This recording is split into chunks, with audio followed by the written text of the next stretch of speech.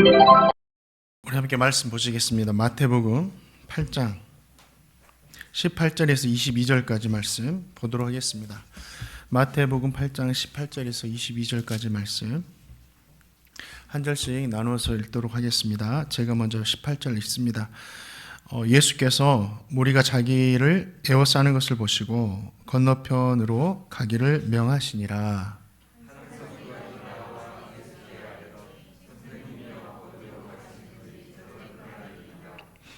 예수께서 이르시되 여우도 굴이 있고 공중에 새도 거처가 있으되 인자는 머리 둘 곳이 없다 하시더라.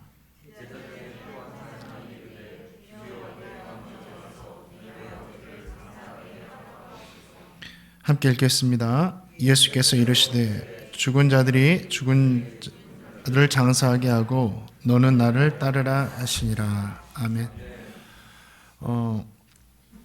오늘 말씀에 보니까 서기관이 예수님께 나와서 어디든지 가시든지 제가 따르겠습니다라고 말씀을 드립니다. 그러자 예수님께서 그래라 저래라 이렇게 하는 대답을 하지 않으시고 이해할 수 없는 말씀을 하시죠. 여우도 굴이 있고 공중에 새도 거처가 있으되 인자는 머리 둘 곳이 없다 이렇게 대답을 하셨습니다. 또 제자 중 한 사람이 이런 말씀을 합니다. 나로 먼저 가서 아버지를 장사하게 허락하옵소서 이렇게 고백하는 거예요. 그러자 예수님은 죽은 자들이 장사하게 하고 너는 나를 따르라 이렇게 대답을 하십니다. 주님은 오늘 말씀을 통해서 주님을 따르고자 하는 자에게 무엇이 필요한지 이렇게 우리에게 알려주고 있습니다. 저와 성도님도 성도님 되었지만 끝까지 주님 앞에 서는 그날까지 주님을 따르고 있어서 오늘 말씀이 저에게 주시는 말씀이기도 하고 우리 성도님에게 주시는 말씀이기도 합니다. 자, 그러면 저와 성도님이 주님을 어떤 마음으로 따라야 되는지 18절 말씀 함께 읽어보겠습니다. 18절 말씀 읽겠습니다. 시작.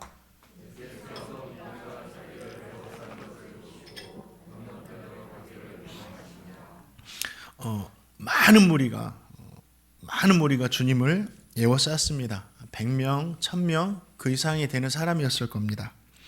그러자 주님은 제자들과 그들을 분리시키셔서 건너편 가다라 지방으로 가라 이렇게 말씀을 하셨습니다. 사람들이 많이 모이면 그렇죠. 한 사람보다는 10사람이 좋잖아요. 10사람보다는 100사람이 좋고 사람이 많이 모이면 사회가기도 좋고 분위기도 더 좋으셨을 것인데 왜 주님은 그 장소를 떠나라 이렇게 말씀하시고 자신도 제자들과 떠나셨을까요? 예수님께서 기적과 이적을 베푸신 이유가 있죠.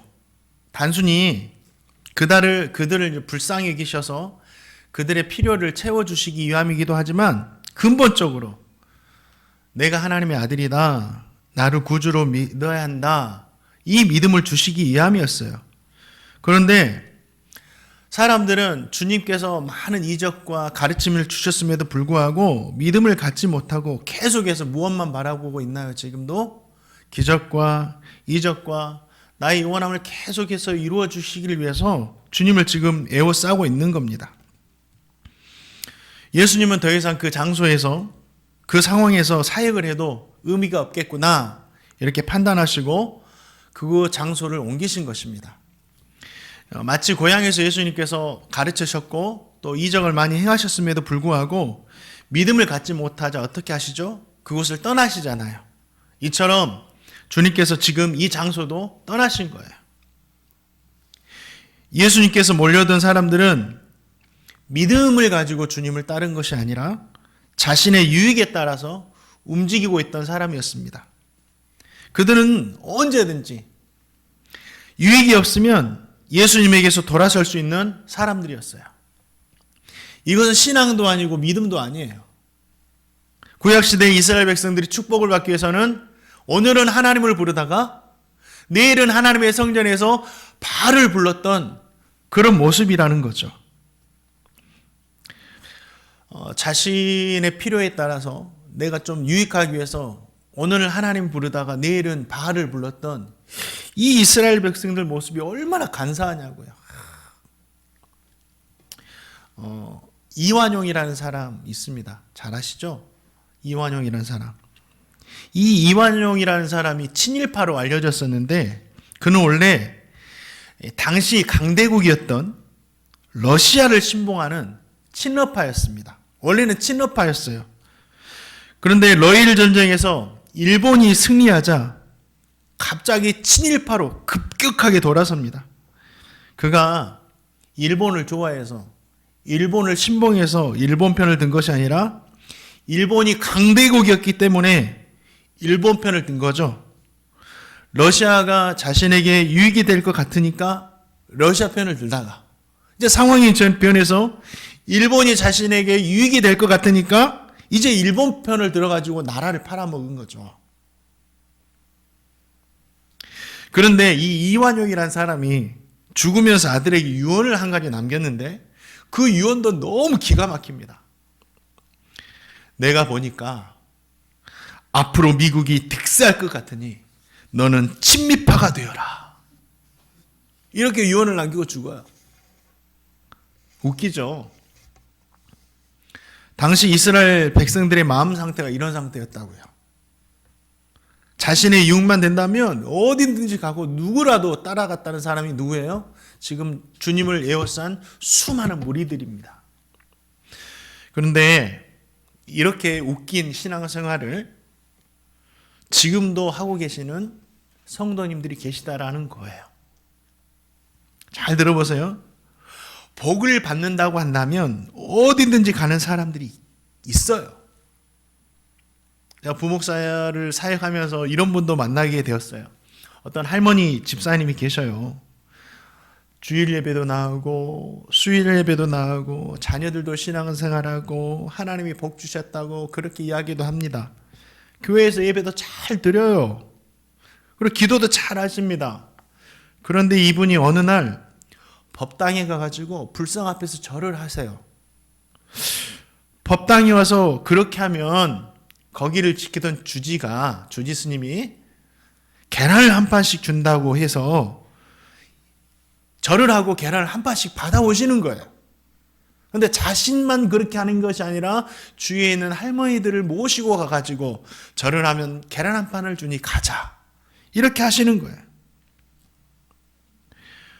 또 어떤 점쟁이가 예수님을 믿겠다고 교회에 왔습니다. 그 점쟁이를 교회에서 만나고 다음 주 약속을 잡고 그 점쟁이 집으로 전도사님과 함께 신방을 갔습니다. 찬양도 하고 말씀도 전해드리고 이렇게 또 간증도 듣고 있는데 계속해서 딸랑딸랑 하든지 사람이 계속 찾아오는 거예요. 용하다고 소문이 나가지고 오는 거예요. 그러니까 이분이 예배 드리다가 이제 저 마칩니다 라고 과감히 이야기하시더라고요. 그러면서 저에게 하시는 이분이 이 성도님이 전에 점쟁이였던 이 성도님이 목사님 교회 다니는 권사님들도 자주 옵니다. 이렇게 이야기하시는 거예요. 권사님 되셨다면 1년, 2년 신앙생활 한 거 아니겠죠. 그 심정도 이해가 가요. 얼마나 기도를 했음에도 불구하고 하나님이 침묵하시면 그런 방법까지 사용했을까. 그러나 그게 아니죠. 예수님은 아무리 사람이 많이 몰려들고 아무리 자신의 도움이 필요한 불쌍한 사람들이 많아도 예수님께 대한 믿음이 없이 자신의 유익에 따라서 이리 다니고 저리 다니는 사람들과는 함께 하실 수 없으세요. 그리고 제자들도 그런 사람들에게 물들지 않기를 원하셨어요. 그래서 자신을 에워싸는 무리를 떠나셨고 제자들도 떠나게 하셨다라는 거예요. 사랑하는 성도님, 자신을 에워싸는 무리를 떠나신 예수님을 보면서 몇 가지를 우리는 생각해 봐야 됩니다. 먼저는 믿음이 없이 자신의 유익을 위해서 예수님을 따르는 신앙생활을 하면 안 된다라는 거예요. 초신자 때는 그럴 수도 있겠죠. 그렇게 신앙생활을 하면 자신의 유익이 없을 때는 언제든지 주님을 떠날 수 있다라는 거예요. 주님도 그런 사람들과는 함께 하실 수 없으십니다. 실제로 그렇게 주님을 따랐던 많은 사람들이 예수님께서 십자가를 지시자 이제는 예수님께 얻어먹을 것이 없구나 하고 예수님을 십자가에 그냥 못 박아 죽이게 하는 거예요. 위험합니다. 좋아 보이는데 위험해요. 또 한 가지, 주님은 저와는 다르게 사람이 많다고 좋아하지 않으시더라고요. 저는 사람이 많았으면 좋겠는데 주님은 은혜를 보고 듣고 경험한 사람들이라 할지라도 그런 사람들이 아무리 구름대와 같이 많이 몰려든다 할지라도 믿음이 없으면 그들을 피하세요. 주님은 한 사람이라도 믿음 있는 사람을 너무너무 좋아하십니다. 왜 그런지 아세요? 주님을 에워싼 수많은 사람들 때문에 역사가 바뀌었나요? 복음이 바뀌었나요? 아닙니다. 믿음이 있었던 단 한 사람 때문에 예루살렘과 온 유대와 사마리아와 땅끝까지 복음이 증거됐어요. 주님은 믿음 없이 수없이 많은 사람이 몰려들어도 좋아하지 않으세요.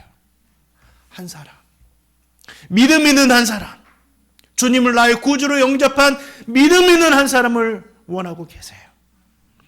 저는 우리 행복누리교회 성도님들이 그 한 사람 되시기를 주님의 입으로 축원드립니다.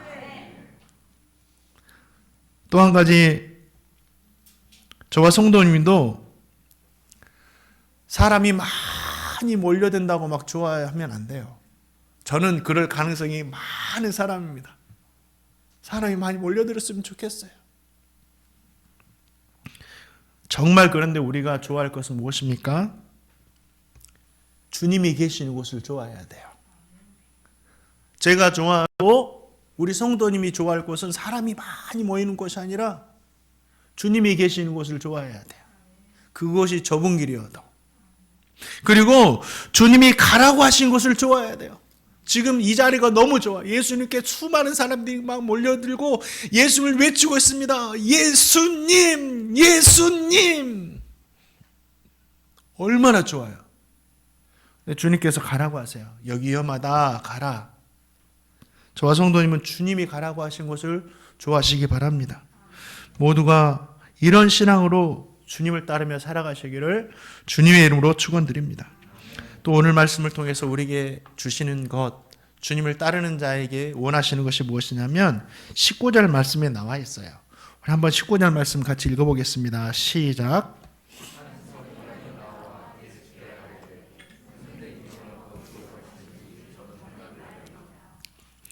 이 서기관은 당시에 종교 지도자 계층에 있던 사람입니다.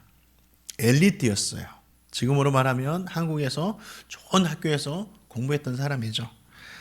백성들 위해 군림하면서 율법과 전통을 가르치고 명예도 축적하고 부도 축적했던 아주 좋은 사람들이었어요. 살기 편안한 사람들이었죠. 또한 이들은 바리새인과 함께 예수님의 사역을 계속해서 방해하던 사람들입니다. 요한복음의 8장에 보니까 이 사람들이 음행 중 가늠하다 잡힌 여인을 예수님께까지 끌고 옵니다. 끌고 와요. 그래서 예수님께 물어봐요. 모세 율법에는 이러한 자를 돌로 치라고 명했는데 선생님은 어떻게 말하겠습니까? 이 말은 예수님께 대답을 구하는 것이 아니라 우리가 어떻게 할지 모르니까 대답해 주세요가 아니라 예수님을 시험에 들게 하기 위해서였어요. 왜냐하면 용서해라 하면 모세의 율법을 어겼다고, 예수님이 모세의 율법을 어겼다고 책잡을 것이고, 돌로 치라 하면 지금까지 사랑과 용서를 말했던 그건 뭐야? 이 사람 위선자였네. 이렇게 하려고 했던 거죠. 그런 사람들이 누구였어요? 서기관이었어요. 또 자신의 목적을 위해서라면 여인의 수치와 아픔도 이용해 먹는 진정한 누구예요? 위선자들이에요. 그런데 신기한 것은 그런 서기관 중에 한 사람이 예수님을 따르겠다라고 나왔다라는 사실이에요. 참 신기하죠. 왜 그랬을까요? 이 서기관은 예수님을 자신의 선생 삼아서 가르침을 받겠다라는 거예요. 좀 예수님을 좋게 봤던 것 같아요. 서기관은 예수님께 나올 때 뭐라고 부르죠? 선생님이라고 부릅니다. 랍비요 이렇게 부른 거죠. 유대인들은 율법의 대가나 스승들을 선생님이라고 불렀습니다. 좋은 호칭이죠. 존경의 호칭이에요. 서기관은 예수님께서 하신 이 산상수의 말씀을 들으면서 자신보다 학식과 지혜가 많은 분으로 판단을 가지고 야, 이분을 선생 삼아 가르침을 받으면 내가 더 높아지겠구나, 이런 의미가 있는 거예요. 이게 예수님을 따르고자 하는 목적입니다. 서기관이 생각한 대로 예수님은 우리를 가르쳐 주시는 선생님은 분명해요. 말씀을 통해서 교훈하시고 책망하시고 바르게 하시고 의로 교육해 주십니다. 그러나 예수님은 우리를 가르치시는 선생님으로만 이 땅에 오시지 않았다라는 거예요. 예수님은 선생님으로만 이 땅에 오신 것이 아니라 우리의 구주가 되어서 생명을 주시기 위해서 하나님의 아들로 오셨다라는 거죠. 이 서기관에게는 이 믿음이 없었어요. 예수님을 선생님으로만 바라보았다라는 거예요. 저와 성도님도 예수님을 선생님으로만 바라보면 안 됩니다. 예수님을 아무리 선생님으로만 바라보아도 거기에는 구원이 없어요. 지금 이 시대에도 예수님을 좋은 선생님으로만 바라보는 사람들이 얼마나 많은지 몰라요. 성인의 한 사람, 정말 4대 성인 중에 한 사람으로 예수님을 바라보고 위인으로 바라보기도 하고, 내가 교회는 믿지 않지만 예수님 믿어 하면서 예수님을 좋고 선하게 바라보기도 해요. 그러나 거기에는 구원이 없어요. 아무리 선생님 예수님을 좋게 바라보면 뭐예요? 나의 구주로 생명의 주인으로 고백하지 않는데 거기엔 구원이 없는 거예요. 예수님을 구주로 바라보고 믿어야 됩니다. 그렇게 믿는 사람이 끝까지 주님을 따를 수 있는 겁니다. 제자들처럼. 이 믿음이 있어야 돼요. 이 믿음이 점점 옅어져요. 너무너무 옅어지고 있어요. 이게 문제입니다. 또 한 가지, 이 서기관이 주님을 따르겠다고 하는 이유는 뭐냐면 영적으로도 육체적으로도 좀 부족함 없이 편하게 살아보겠다 하는 뜻이에요. 자, 자신을 선생으로 모시고 뭐든 따르겠다. 이 서기관에게 예수님께서 뭐라고 답하시죠? 그래라 아니다 하시는 게 아니라 인자는 머리 둘 곳이 없다 이렇게 말씀하세요. 머리 둘 곳이 없다라는 말이 무슨 의미죠? 몸을 누울 방 한 칸도 없다라는 뜻이에요. 예수님 그렇게 사셨대요. 저는 이 말씀을 읽을 때마다 참 죄송해요. 주님을 따르겠다는 목사가 됐는데도 불구하고 진짜 부족하게도 아직도 만족을 못하고 있으니 인자는 머리 둘 곳도 없다. 나는 방 한 칸도 없어. 이렇게 대답하시는 거죠. 예수님의 대답에서 서기관이 예수님을 따르겠다고 하는 또 다른 의도가 담겨 있다는 거죠. 뭐죠? 서기관은 예수님께서 행하신 능력, 기적, 이것을 보면서 야, 이분에게는 엄청난 권세와 능력이 있구나. 또한 예수님을 따르는 수많은 사람들을 보면서 예수님이 가지고 있는 인기가 얼마나 대단한지도 알게 되었다라는 거죠. 당시의 모든 권력은 어디서 나온지 아세요? 군중으로부터 나옵니다. 군중으로부터. 군중의 힘을 등에 업으면 무엇이든지 될 수 있었어요. 그래서 로마 황제들도 군중의 힘, 군중의 지지를 받기 위해서 그렇게 노력했다는 거예요. 모든 것이 군중으로부터 나오니까. 지금 예수님께 열광을 하는 거예요, 이 군중들이. 그 결과 서기관은 예수님을 따르면 영적인 것뿐만 아니라 세상적인 이 권력과 능력도 부족함이 없겠다라는 소망을 가지게 된 거예요. 예수님 따르면 좋은 가르침을 받을 뿐 아니라 야, 좋은 집에서도 살 수 있겠구나. 좋은 옷도 입으면서 부드러운 옷도 입으면서 살 수 있겠구나. 야, 예수님을 따르면 부귀영화도 누릴 수 있겠네 하는 목적으로 나온 거예요. 그래서 어디든지 따르겠다고. 예수를 따르면 다 잘 되니까. 그래서 주님 뭐라고 대답하십니까? 자, 마태복음 8장 20절 말씀 다시 한번 읽어보겠습니다. 읽겠습니다. 시작.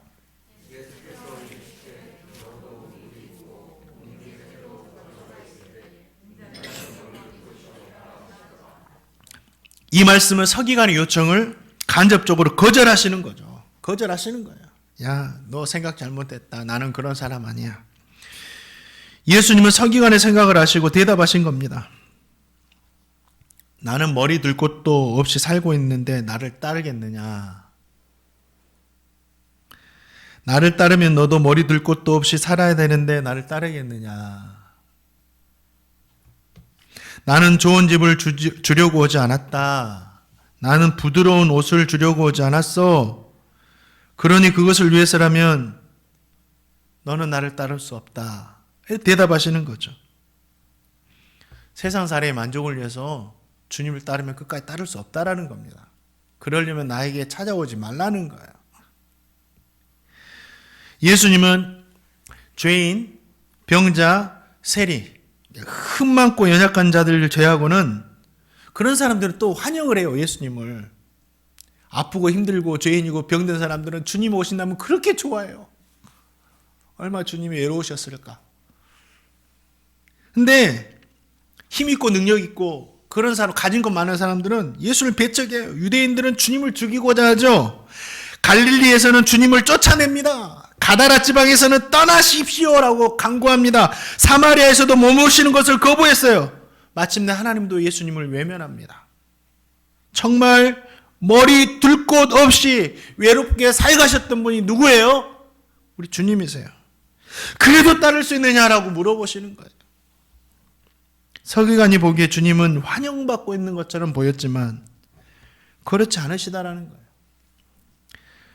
서기관의 이야기가 이후에는 더 이상 나오지 않는 거 보면 어떻게 했어요? 머리 둘 곳이 없다. 이 예수님의 말씀을 듣고 서기관은 더 이상 예수님을 따르지 않았던 것을 우리는 알 수 있죠.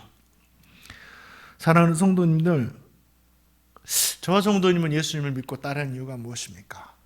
물론 하나님께서 우리를 잘되게 하세요. 풍족함도 주시고 은혜도 주십니다. 말씀에도 나와요. 그러나 이것이 목적이 아니라는 거죠. 저 성도님이 주님을 따르는 이유, 나의 생명의 주인, 나의 구주가 된다라는 그 믿음 가지고 하루하루 따라가시기를 주님의 이름으로 축원드립니다. 그렇지 않으면 저와 성도님도 언젠가는 서기관처럼 돌아서게 될 것이에요. 무서운 말입니다.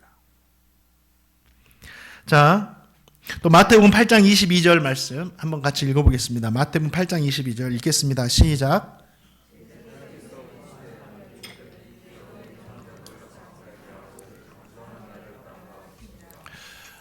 이 말씀도 저와 성도님이 예수님을 따라야 하는 이유에 대해서 이야기를 하고 있죠. 제자 중에 한 사람이 예수님께 나와서 먼저 가서 내 아버지를 장사하게 해 주십시오라고 허락을 구합니다. 여기서 제자는 12제자가 아니에요. 그냥 주님을 따르겠다고 하는 수많은 제자들 가운데 넓은 의미로 한 사람입니다. 같은 말씀을 기록한 누가복음 9장에 보니까 주님께서 먼저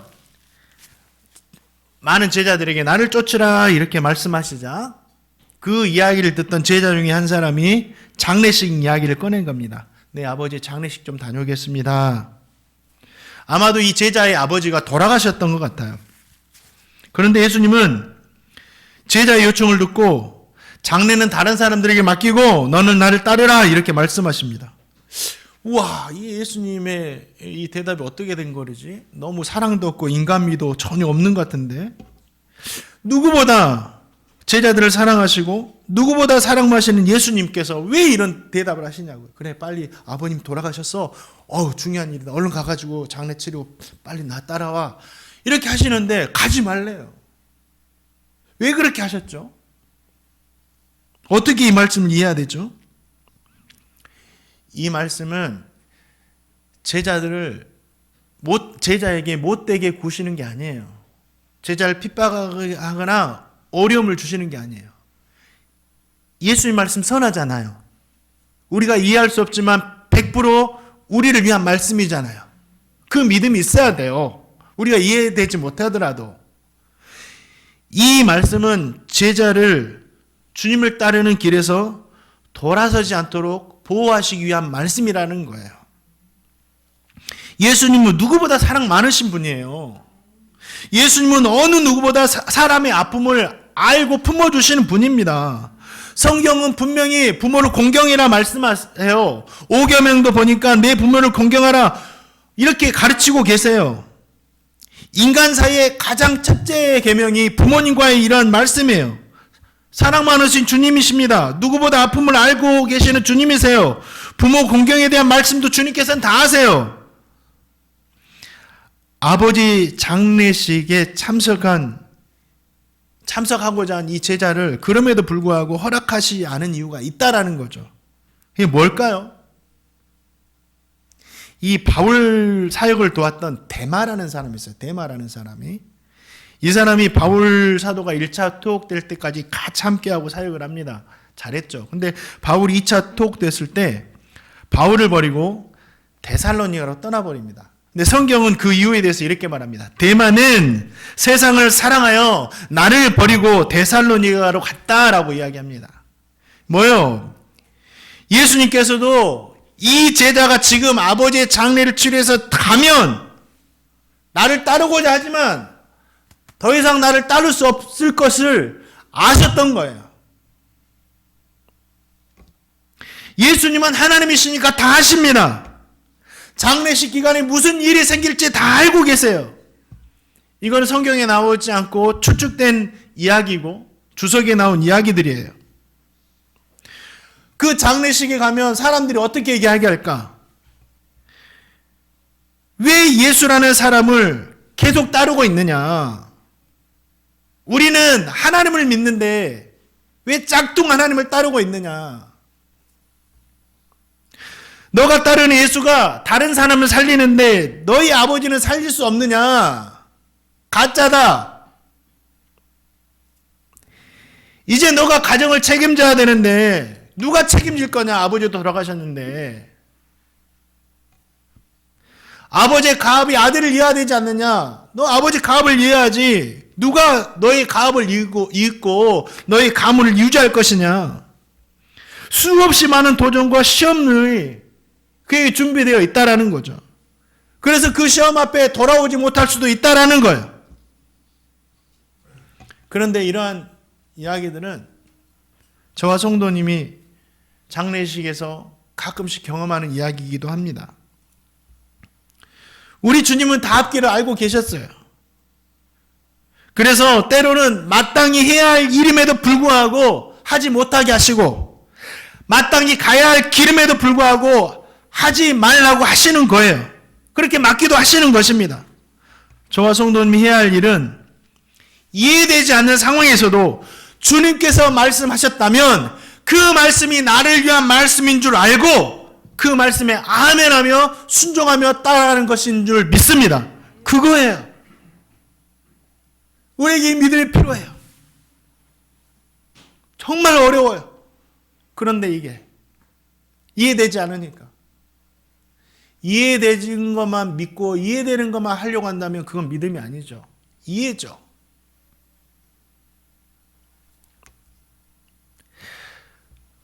또 주님께서 이 제자에게 장례식은 다른 사람들에게 맡기고 너는 나를 쫓으라 하신 이유가 뭐냐면 우선순위에 대해서 말씀하시는 겁니다.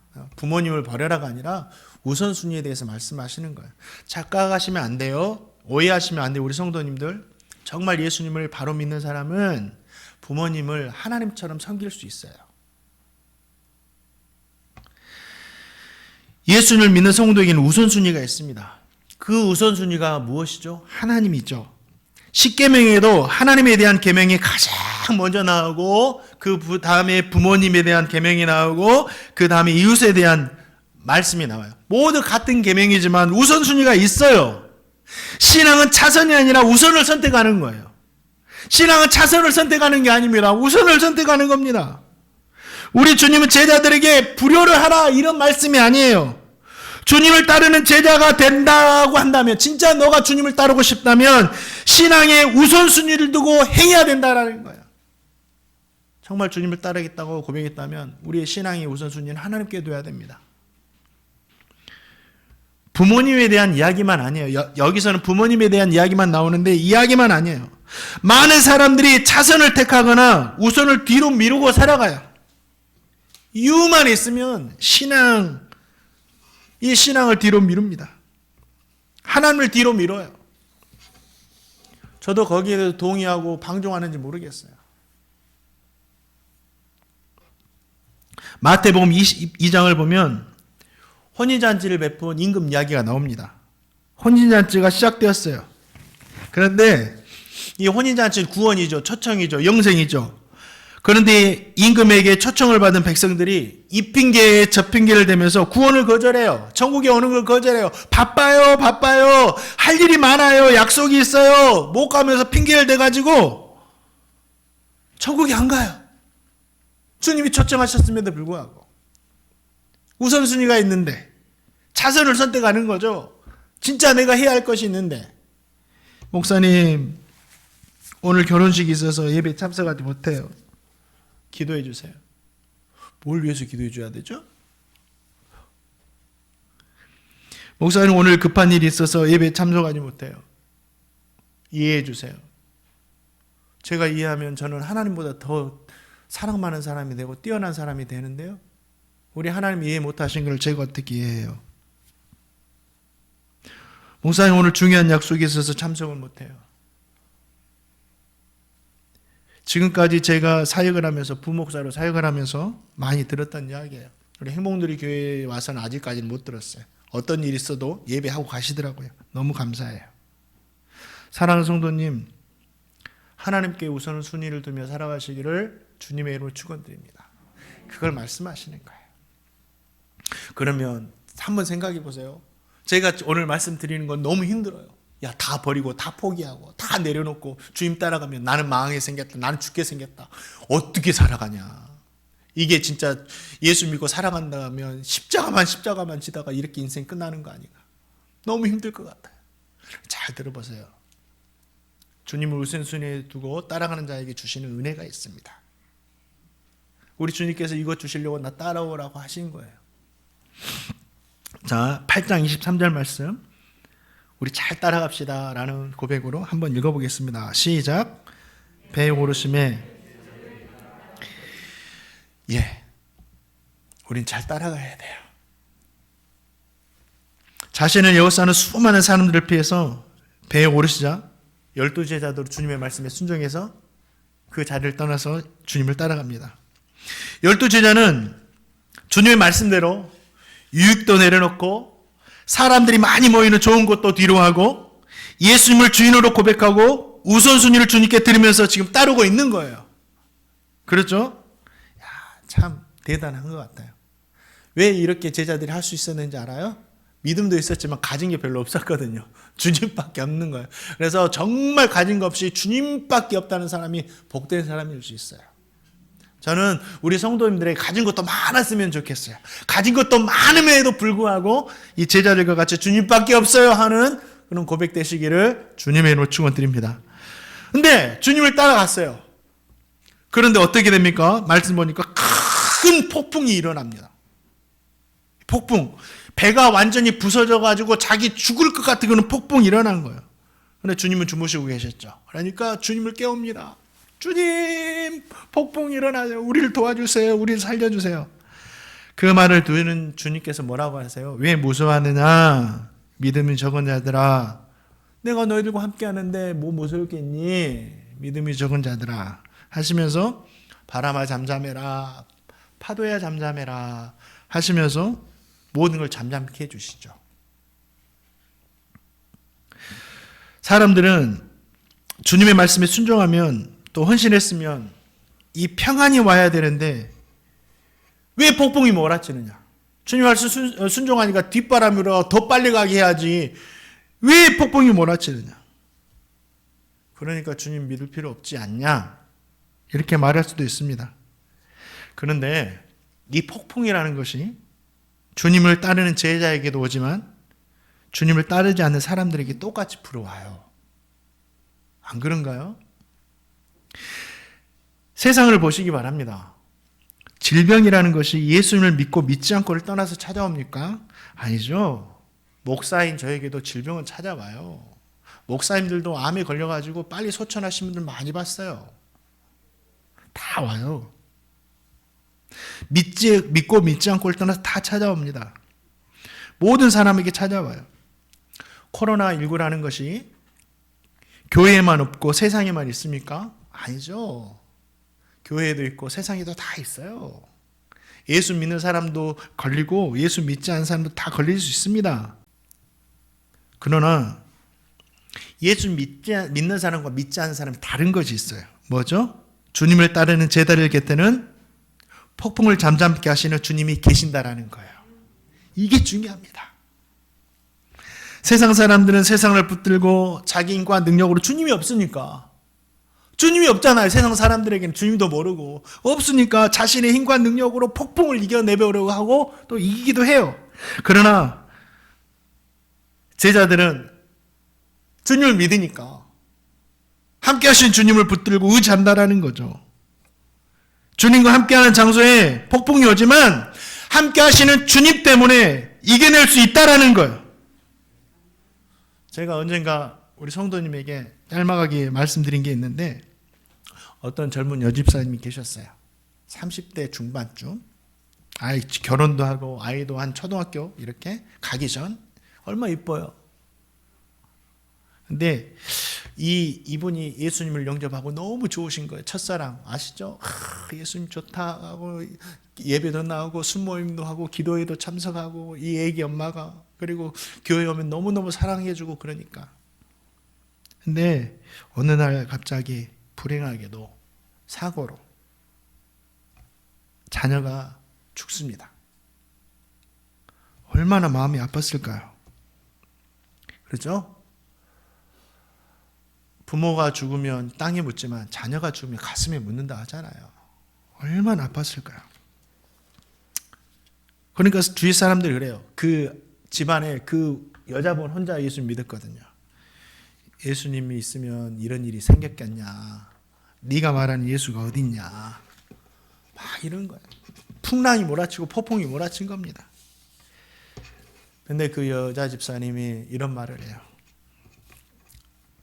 제가 예수를 믿지 않고, 우리 애가 예수를 믿지 않고 죽었다면 우리 애가 천국에 갈 수 있었겠냐고. 나는 우리 애가 천국에 가 있는 걸 믿는다고. 근데 그 소망으로 이겨내요, 그 아픔을. 이러한 사건이 예수 믿고 믿지 않고를 가리지 않고 찾아오죠. 시간이 많이 흘렀습니다. 상처도 아물고 또 아이도 다시 가져서 이렇게 생활하고 또 다시 믿음 붙들고 살아가요. 이제 이 정도 신앙이면 좋잖아요. 평안이 오고 축복이 오고 잘 돼야 되는데, 어느 날 여집사님에게 암이 찾아왔어요. 암. 사람들은 그럽니다. 그래도 예수 믿을래. 근데 그 젊은 여집사님이 뭐라고 한지 아세요? 그러니까 저는 더 예수 믿어요. 그러니까 더 예수님 의지해요. 그래서 암을 이겨내버려요.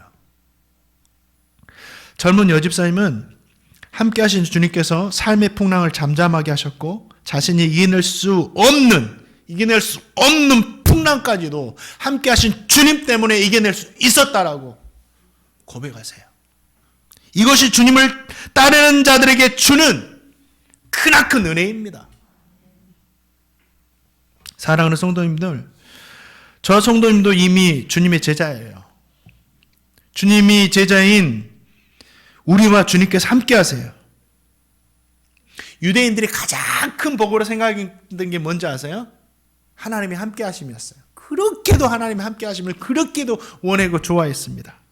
하나님이 함께 하시면 다 되니까, 모든 상황이 정리되니까, 하나님이 함께 하시면 그렇게 좋을 수가 없는 거예요. 자기들이 다 봤거든요. 하나님 함께 하시니까 홍해도 갈라지고 막 재앙도 일어나도 하나님 받아주시고, 막 만나 맷주다기 주시고, 우리가 군사력도 없는데 막 이기게 하시고, 여리고성도 무너지고, 이런 것들을 과거부터 계속 경험해 왔으니, 야, 하나님이 함께 하시면 가장 큰 복이구나 생각했던 거죠.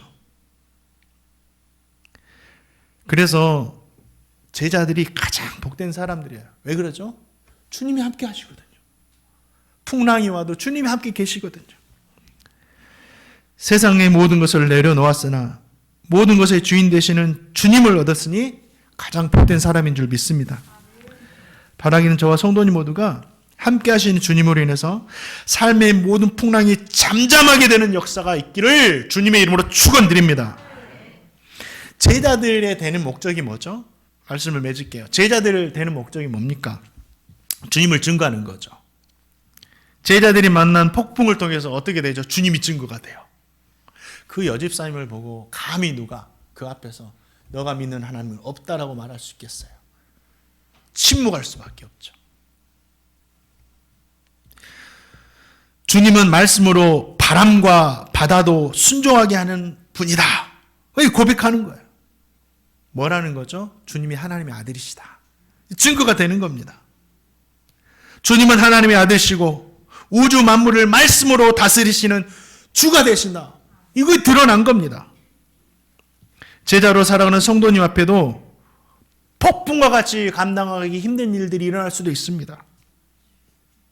그때 제자들과 같이 함께 하시는 주님을 붙드시기 바랍니다. 깨우세요. 주님 도와달라고 기도로 깨우세요. 주님께 간구하시기 바랍니다. 함께 하시는 주님으로 인해서 어려움을 잠잠하게 해주실 것이고 해결해 주실 것이고 잘되게 하실 것입니다. 성도님이 만난 폭풍을 통해서 주님의 살아계심이 증거되는 놀라운 역사가 있기를 주님의 이름으로 축원드립니다.